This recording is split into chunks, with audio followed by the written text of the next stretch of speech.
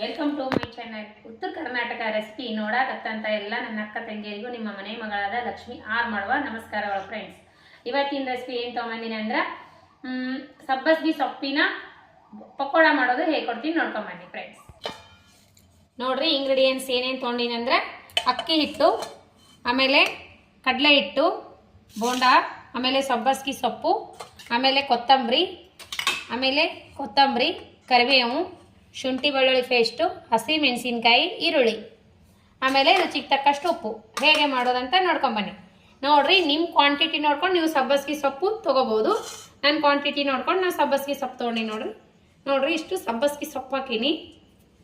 ಈ ರೀತಿ ಸಬ್ಬಸ್ಗಿ ಸೊಪ್ಪಿನ ಪಕೋಡ ಯಾರೆಲ್ಲ ಇನ್ನೂ ಮಾಡಿಲ್ಲ ಮಾಡಿ ನೋಡ್ರಿ, ಮಸ್ತ್ ಅಂದ್ರೆ ಮಸ್ತ್ ಆಗ್ತಾವ. ಈಗ ನೋಡ್ರಿ ಕೊತ್ತಂಬರಿ, ಕರಿಬೇವು, ಹಸಿ ಮೆಣಸಿನ್ಕಾಯಿ,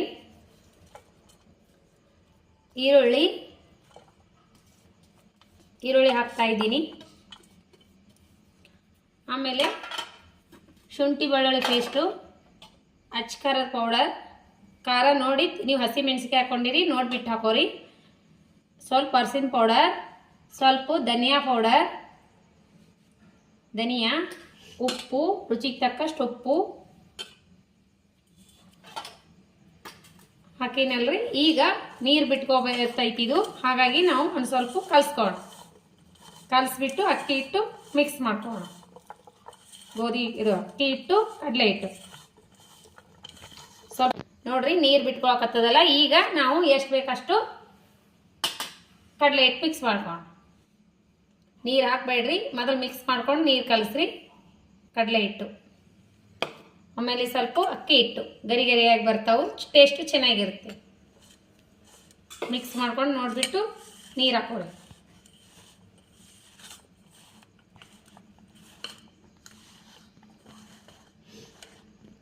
ಶುಂಠಿ ಬೆಳ್ಳುಳ್ಳಿ ಪೇಸ್ಟ್ ಹಾಕೋಣ.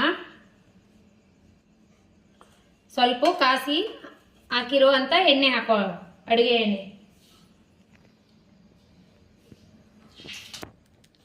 ಕಾಸಿರುವಂಥ ಎಣ್ಣೆ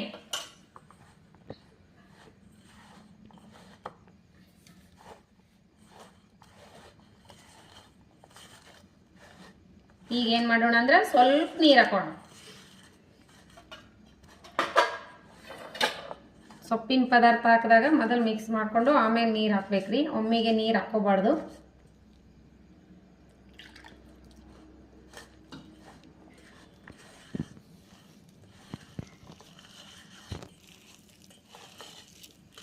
ಇವಾಗ ಚಳಿಗಾಲ ಅಲ್ವೇ, ಮಕ್ಕಳು ಬೇಡಿದ ತಕ್ಷಣ ಈ ರೀತಿ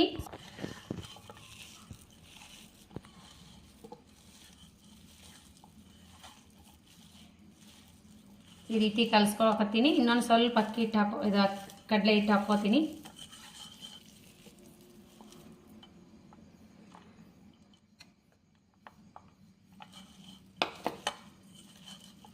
ನೀರು ನೋಡ್ಬಿಟ್ಟು ಹಾಕೋರಿ, ಒಮ್ಮಿಗೆ ನೀರು ಹಾಕೋಬಾಡ್ರಿ. ನೋಡ್ರಿ ರೆಡಿ ಆಗಿದೆ, ಬನ್ನಿ ಬಜ್ಜಿ ಬೀಳೋಣ. ಪಕೋಡ ಚೆಕ್ ಮಾಡ್ಕೊತೀನಿ. ಕಾಯ್ದದ್ರಿ, ಎಣ್ಣೆ ಬಿಡೋಣ.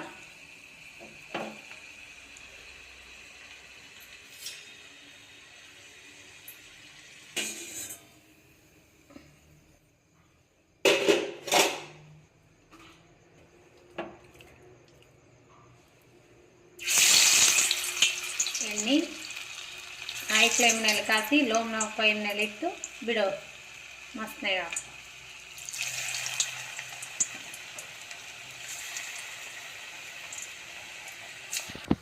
ನೋಡ್ರಿ ರೆಡಿ ಅದು ಈ ರೀತಿ ಮಸ್ತ್ನಾಗೆ.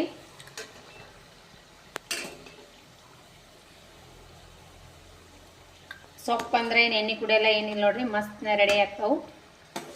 ತೆಗೆದು ಬಿಡೋಣ. ನೋಡ್ರಿ ಬಿಸಿ ಬಿಸಿ ಪಲಾವ್ ಪಕೋಡ ರೆಡಿ. ಸಬ್ಬಸ್ಗಿ ಸೊಪ್ಪಿನ ಪಕೋಡ, ಬಿಸಿ ಬಿಸಿ ಪಲಾವ್.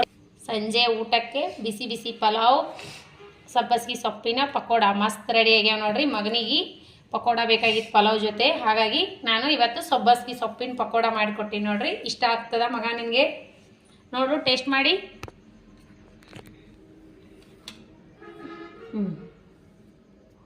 ತಿಂದ ಸೂಪರ್ ಅಂತ ನೋಡ್ರಿ ಅವನಿಗೆ.